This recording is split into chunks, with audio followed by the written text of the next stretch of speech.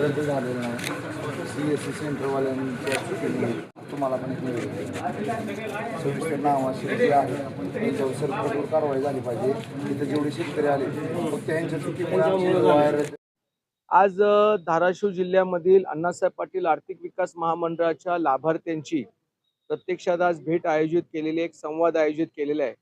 मधल्या काही काळामध्ये महामंडळाच्या MDनी एकतर्फे असे काही निर्णय घेतले की ज्या निर्णयामुळे मूळ मराठा समाज या योजनेमधून वंचित राहत आहे. 2024चे प्रमाणपत्र अचानकपणे एक फतवा काढला आणि अमुक एक दिवसामध्ये जर अपलोड केला नाही तर तो रद्द करण्यात येईल. 2025चा संदर्भामध्ये जे प्रमाणपत्र काढले आणि ज्या लोकांनी कर्ज घेतले त्यांनी अमुक एक दिवसामध्ये जर कागदपत्र अपलोड करण्यात आले नाही तर ते रद्द करण्यात येईल. आणि त्याचबरोबर काही नवीन अटी शर्ती म्हणजे उत्पन्नाचा दाखला हा शासनाने 8 लाखापेक्षा जास्त नसावा असं सांगितलं होतं. परंतु आता या महामंडळातले असणारे MDनी स्वतःच्या मर्जीने 5 लाखाचं तरी उत्पन्न पाहिजे, 6 लाखाचं उत्पन्न पाहिजे, जर 15 लाखाचं कर्ज घ्यायचं असेल तर, योजनेचा लाभ घ्यायचा असेल तर. अशामुळे लोकांमध्ये खूप नाराजी निर्माण झाली होती. फोन येत होते, वेगवेगळ्या संघटना माझ्याशी बोलत होत्या आणि मुद्दामून या ठिकाणी या सगळ्या अडचणीला मार्ग काढण्यासाठी आज धाराशिव जिल्ह्यामध्ये प्रमुख मराठा संघटना त्याचबरोबर मी या ठिकाणी लाभार्थ्यांना भेटणार आहे, त्यांचे प्रश्न समजून घेणार आहे आणि तशा प्रकारे मंगळवारी उपसमितीची बैठक राधाकृष्ण विखे पाटील मंत्री महोदयांनी लावलेली आहे. त्या बैठकीमध्ये हा सगळा गट्टा अर्जाचा तो त्या ठिकाणी मी मांडणार आहे.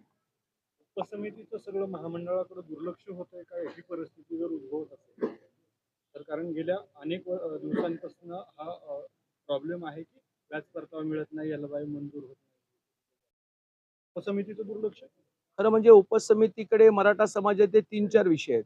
एक महामंडळ आहे, एक सारथी आहे आणि त्याच्यापेक्षा जास्त हे जे निजामांचे किंवा हैदराबाद गॅझेट आहे त्या गॅझेटचे प्रमाणपत्र आहेत, सातारा गॅझेटचे प्रमाणपत्र आहेत, एक शिंद समिती आहे, अजूनही सुप्रीम कोर्टामध्ये क्युरिटी पिटिशन दाखल केलेली आहे.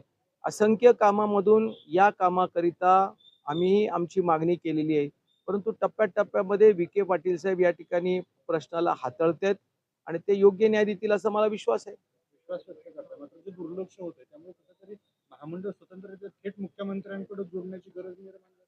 सगळी गोंधळाची खरं म्हणजे मुख्यमंत्र्यांकडे एवढ्या जबाबदारी असताना त्यांनी महामंडळ आणि मराठा समाजाचे प्रश्न जर स्वतः हाताळले तर अधिकच चांगलं आहे. परंतु उपसमिती ही मंत्रिमंडळाच्या विविध मंत्र्यांच्या माध्यमातून निर्माण केलेली आहे आणि त्यामध्ये सत्ताधारी पक्षाचे असणारेच मंत्री, कॅबिनेट मंत्री त्या समितीमध्ये असल्यामुळे मला वाटतं हे सगळे मंत्री एकत्रपणे येऊन चांगल्या प्रकारे निर्णय घेतील.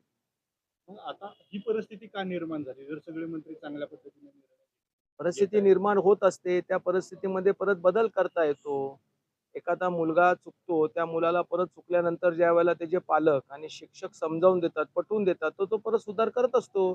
त्याच्यामुळे मराठा समाजाबद्दल सरकार चुकलं असं म्हणता येणार नाही. ही गोष्ट खरी आहे. आमच्यामध्ये आणि सरकारमध्ये, मराठा समाज आणि सरकारमध्ये जे अंतर निर्माण करण्याचं काम जे अधिकारी वर्ग करतात ना, यांच्यावरती मुख्यमंत्र्यांनी व्यवस्थित कारवाई करावी एवढीच मला आजच्या घडीला हे महत्त्वाचं वाटतं.